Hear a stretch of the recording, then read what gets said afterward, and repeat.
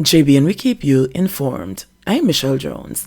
Hi guys, welcome back as we take a look back at the major stories of the week, December 11 to 17. Now, it was a bloody week on the nation's roads as multiple crashes led to a number of fatalities right across the island. Over in St. Elizabeth, 2 people died as a result of injuries they sustained in separate crashes on Sunday. In the first incident, 17-year-old Jaim Calbert, a student of Manchester High School and resident of Harmony Lane in Santa Cruz, died about 12:05 a.m. Calbert was driving a Nissan Note motorcar easterly on the Gilnock Main Road near Santa Cruz when he collided with a Subaru Legacy motorcar traveling in the opposite direction. Firefighters were called to the scene to remove Jaim, who was trapped in the wreckage. He later succumbed to his injuries. The driver of the Subaru and the female occupant were taken to hospital.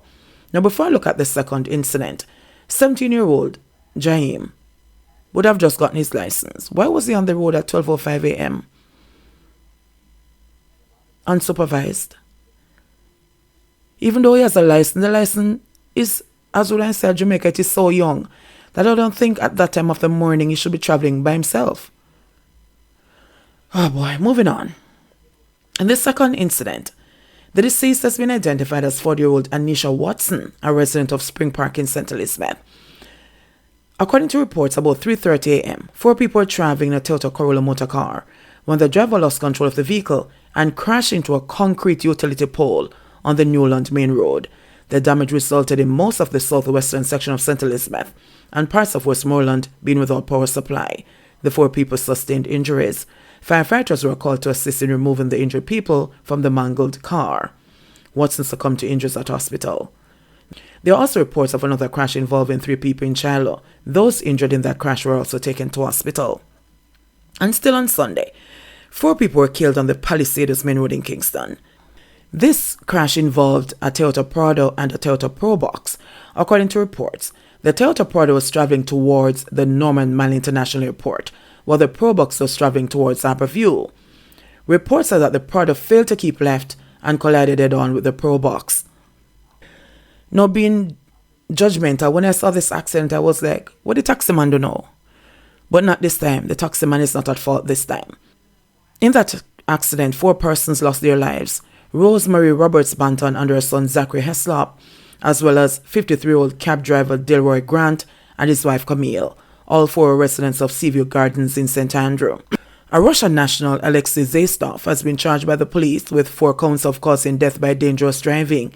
He was offered bail and is to appear in court on January 18. So according to Senior Superintendent Tommy Lee Chambers, Zaystov went to the Harborview Police Station in the company of his lawyer, Peter Champagny, KC. Now I'm going to be watching this one closely to see the charge that is going to be placed on this Russian national for the 4 lives that were lost in this accident. I don't know why them people won't take time drive.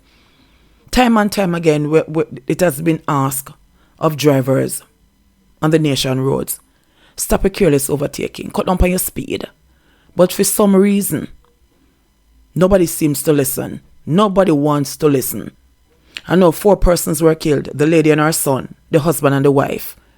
My condolences to the family members of these persons. But this is crazy.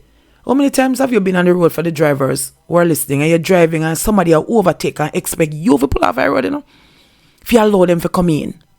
Sometimes I drive on the road and I say, watch out, because that is my favorite thing to say when I see foolishness. Watch out. But this is crazy. Too many lives are being lost, all because we're indisciplined and we're unruly. And those were not the only accidents that happened during the course of this week. There were multiple crashes right across the island. Over in Montego Bay, over in St. Anne, and the list goes on.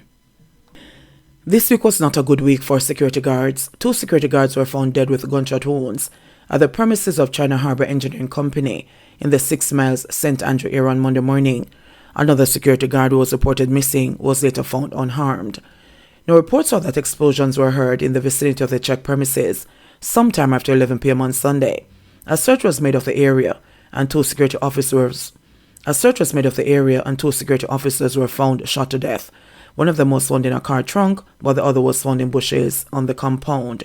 They were later identified as Brandon Tristan Small, 22 years old, of Horizon Park, St. Catherine, and Lincoln Royal of Brownsall, St. Catherine.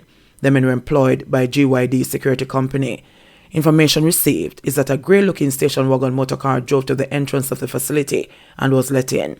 4 masked men, armed with handguns, reportedly alighted from the vehicle and made their way over to a section of the compound where Small was seated under a gazebo. Several explosions were heard shortly afterwards, the hoodlums later escaping the motorcar in which they arrived. When the police were summoned and went to the compound, they found Small lying on the ground in blood outside the gazebo. He was rushed to the Kingston Public Hospital by the police, where he succumbed to his injuries. Following a further check of the compound, Royal's body was found in the trunk of a Nissan motorcar that he drove with his hands and feet bound and his service firearm missing. Now, apart from these 2 security guards that were murdered in Kingston, the body of a female security guard who was reported missing on Sunday was found in her community in Savlamar, Westmoreland on Monday morning. She has been identified as 33-year-old Cheryl MacDonald, a security guard of Grotto District in the parish. Now, her body was found in bushes, with the left side of her face disfigured. It appeared to have been eaten by animals. According to police, residents stumbled upon the body in bushes about 1 p.m. MacDonald was reported missing on the weekend after she failed to return home from her place of employment in St. James. She was last spoken to via cell phone by a relative on Saturday, where she indicated that she was traveling from Savlamar to Montego Bay on public transportation. Now, investigations are ongoing into her cause of death. And in Mandeville, a security guard identified as Randolph Pasley, otherwise called Randy, died in a motor vehicle crash on the Caledonia Main Road. Reports are that shortly after 7 a.m., Pasley was driving a Toyota Corolla motor car owned by Hawkeye when he fell ill at the wheel, causing the vehicle to crash into a wall. And so, guys, it was a rough week for security guards. And so from JBNN, we want to express our heartfelt condolences to all the family members of the slain security guards. Now, before I look at this other news item, can some of you tell me some of the places where you think guns are hidden by these hoodlums? In this case, a gun was found in a baby's crib in St. James. The St. James police have seized a handgun along with a magazine containing 10.40 rounds of ammunition on Gordon Crescent in Granville, St. James on Sunday. Now, the police are reporting that about 10:38 p.m., a joint police-military team was on patrol when a house was searched and the weapon found under clothing in a baby's crib. A man was arrested in connection with the find. However, his name is being withheld pending charges. I'm wondering how old the baby is, if the baby is so old that the baby don't sleep in the crib anymore, that him decide to use it for other reasons. But as one of my friends told me some time ago, he said, listen, man dig hole and bury gun. Man have gun pan string in a toilet pit, in a pit latrine. Man had hide gun in a tree. I mean, these persons, if only they don't use them brains for the right things. Can you imagine how successful this nation would have been? Some of the places where you think which bad then go hide gun. Them a think, them brain a work a mile a minute, but working a mile a minute doing the wrong things. Still in Western Jamaica, a neurosurgeon interdicted after allegedly punching a colleague in the mouth. A neurosurgeon has been interdicted from duty after he was arrested by police for reportedly assaulting a colleague doctor who is said to be nursing wounds to his mouth. So on Sunday about midday at the Falmouth General Public Hospital, the neurosurgeon was told by his colleague that he needed approval to perform a private operation in the hospital. Now, according to a source, there is an arrangement in some hospitals that under certain conditions, doctors who have their practice within or near the hospital are allowed to conduct private surgeries, but at a ratio of not more than 1 in every 3. So every 3 operations that the hospital does, the private doctors who works at the hospital are able to do an operation. But of course, we know this is Jamaica, it don't work like that. So the doctor was seen preparing a patient for a private surgery and was told by his colleague that he needed to get approval in writing to perform the surgery. Now, an argument ensued between them. The doctor walked out of the operating theatre and was approached by the neurosurgeon, who then reportedly punched him in his mouth. The blow left the doctor with a cut on his upper lip, which resulted in swelling. Because, of course, my punch him in the mouth because I see you chat too much. How does this concern you? But it does not only concern him, it concerns all of us. Too many times persons turn up at hospital to do their surgeries and they are told surgeries are cancelled. But doctors can just walk in to use the resources to perform surgeries privately. You're working with the hospital and you're being paid. But you also want to use the hospital resources, our resources that we are paying for, to perform a private surgery that you're charging thousands upon thousands of dollars for. And just because the man said, Virgin, this can't work, you thump him on name out. Thump him on name out because, of course, I thump him name out because I chat too much. Can you imagine? Because this is Jamaica free for all. People just do whatever they want to do because I just saw a system work, I saw the system go. And our loved ones are going into hospital to do their surgeries and are denied the opportunity. Sometimes you go to the hospital for the persons who can't afford to go to the private doctors. And because it's the same doctors who are working there are also have a private practice, they find a way to get it to the private practice because the service that you're getting at the hospital, it is so poor. The service that you're getting, you're ignored.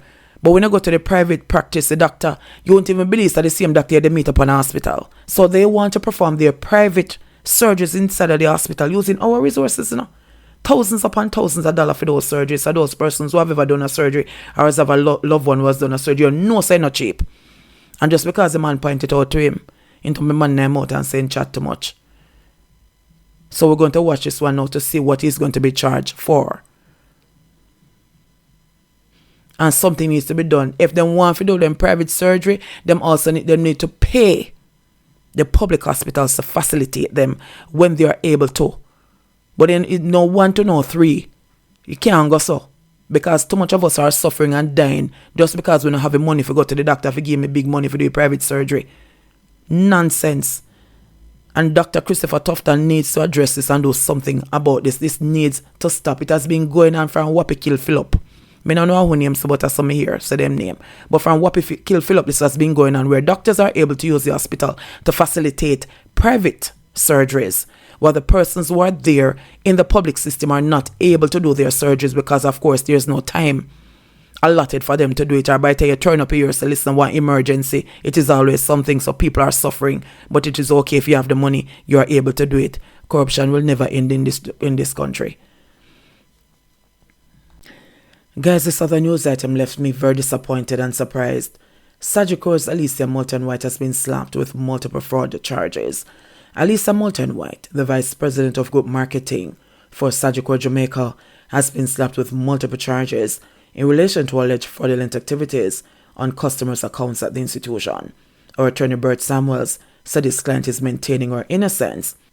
Alicia's sister was the manager at the bank's Legoni branch in St. Andrew, and her colleague Malika McLeod are presently facing multi-million-dollar fraud charges to the sum of about $65 million. Now, Moulton-White Alicia was recently informed that her position at SAGICOR would no longer form part of the structure, effective December 31.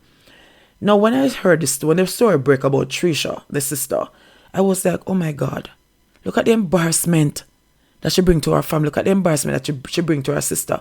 Because everybody knows her sister. Her sister used to work at CVM. Her sister is all over the place doing group marketing for SAGICOR. Beautiful young lady. Everywhere you look at her, she's smiling. I remember I saw something the other day where she was battling cancer. And I'm like, look at the embarrassment.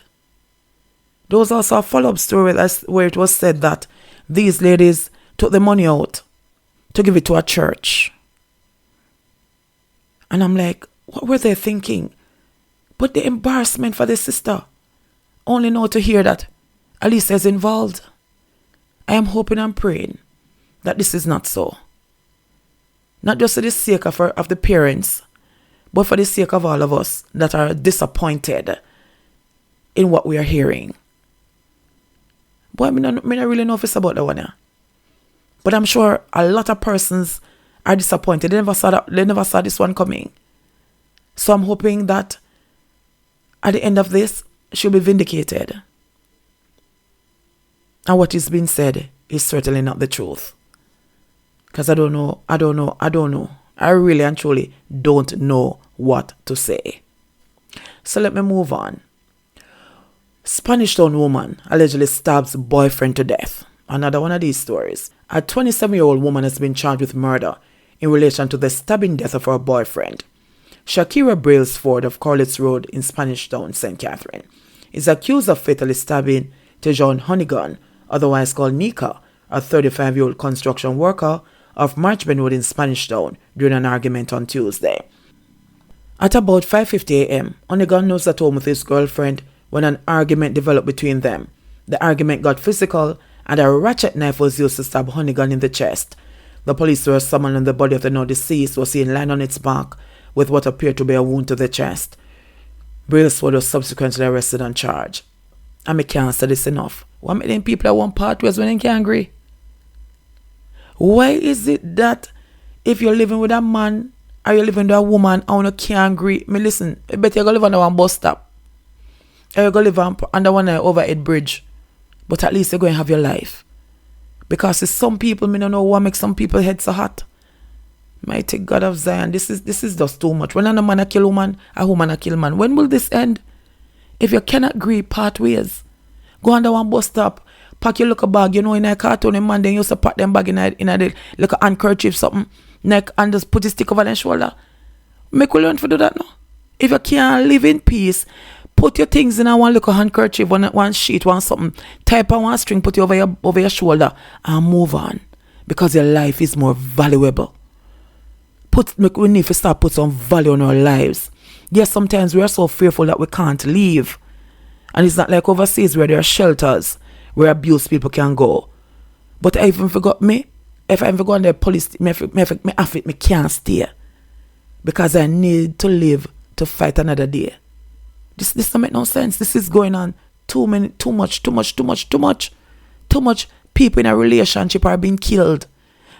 Man a kill woman and woman a kill man. It needs to stop. We need to find a way in order to settle our differences. Apart from having to settle our differences in a violent manner. And so I think in some form of teaching needs to be done in our schools. From the age of 3. Where we are taught to settle conflicts. We need to be taught how to settle conflicts in a different way. Conflict resolution, we have a problem with that. And they need to find a way to start teaching us from the age of 3 when we start infant school. See if we can inculcate some different values and attitudes into the young ones coming up. Because some are we too late for because we're too old. But something needs to be done. Going back over to Western Jamaica. Former most wanted man, mother killed and girlfriend wounded in St. James shooting. Investigators are probing a suspected revenge killing in York Bush and Chovy, St. James, after a gunman invaded a house Wednesday morning, leaving one woman dead and another seriously injured. The deceased was identified as 53-year-old Melva Cross. Cross is the mother of Anthony Angus, who before his capture in October was listed as St. James' most wanted fugitive. The second victim, who is reportedly in critical condition in hospital, is said to be Angus's girlfriend. According to an investigator, about 10 o'clock Wednesday morning, armed thugs invaded the house with the women and shot them. Angus was captured in St. Elizabeth during a manhunt, has been charged with the killing of 2 well-known figures in the York Bush community. He has been charged with the killing of Gilbert Jackson, a 56-year-old carpenter, and 64-year-old businessman Henry Salmon, who were killed when Angus allegedly opened fire on the truck transporting the two. They were reportedly killed after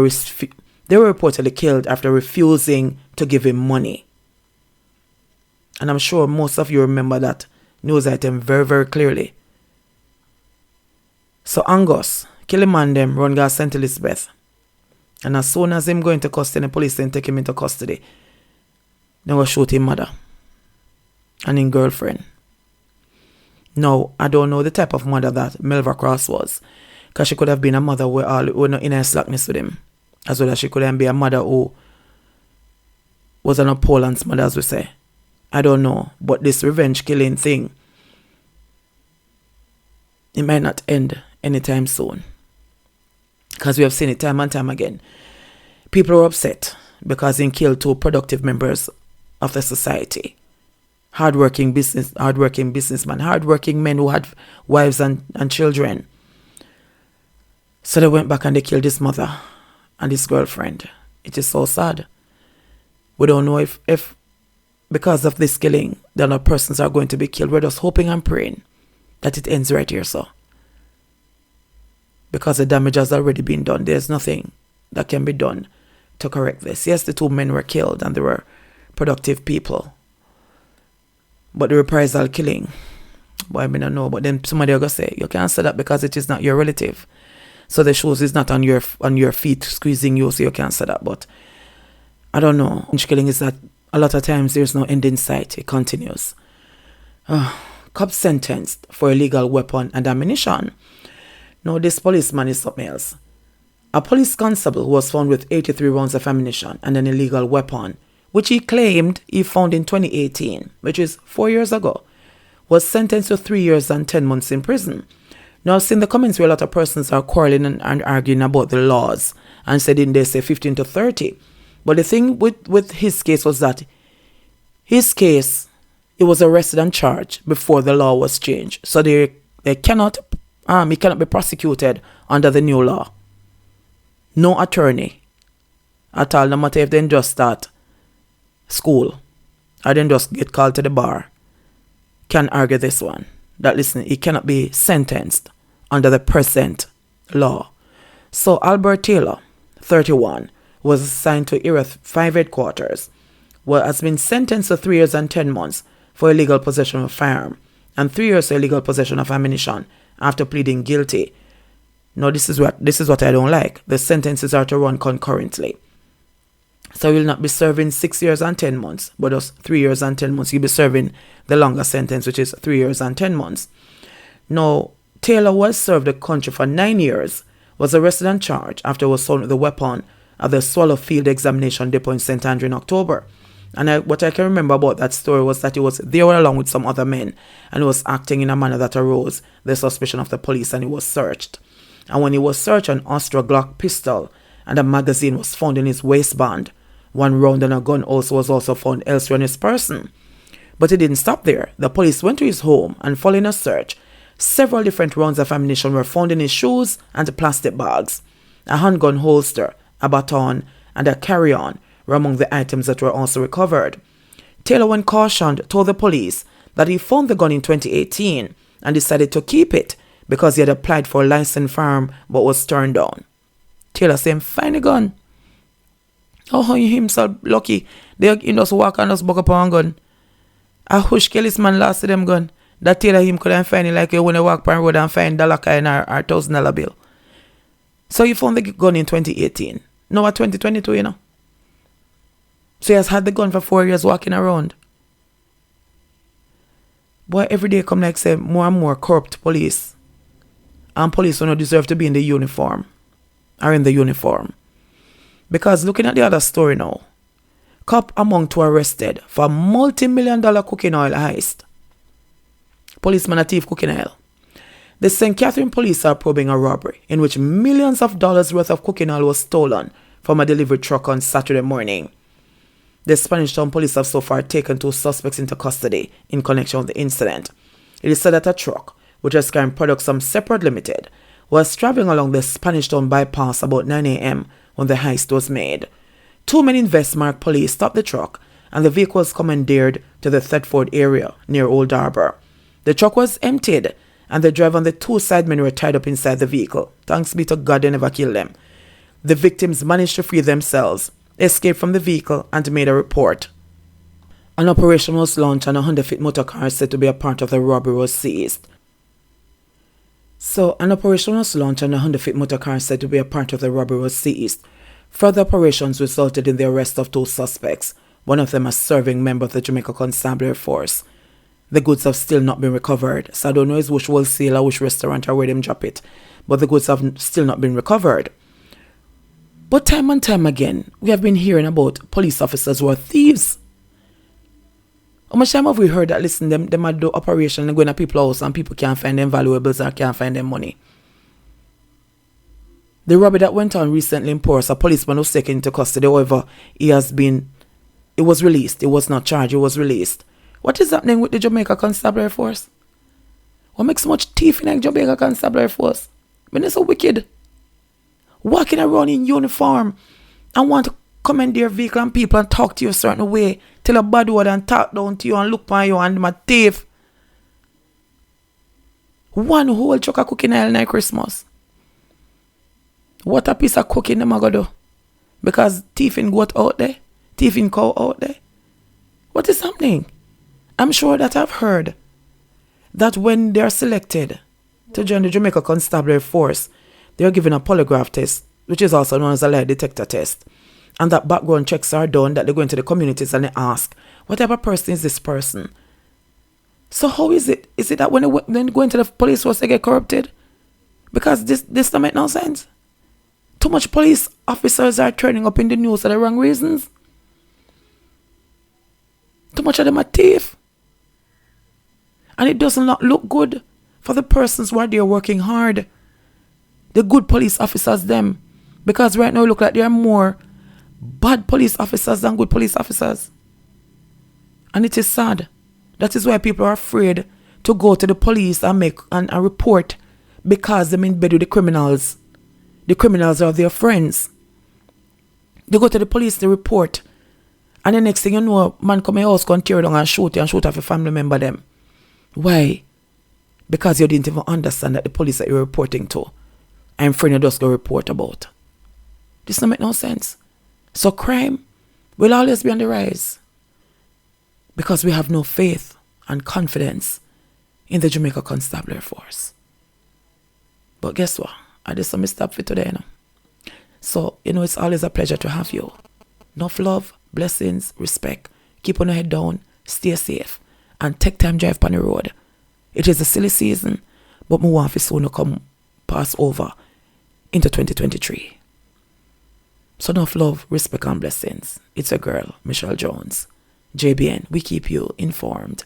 Please remember to subscribe, like, share, leave us a comment, and click the notification bell to receive our weekly updates. Our updates now to receive the weekly to receive the week in review.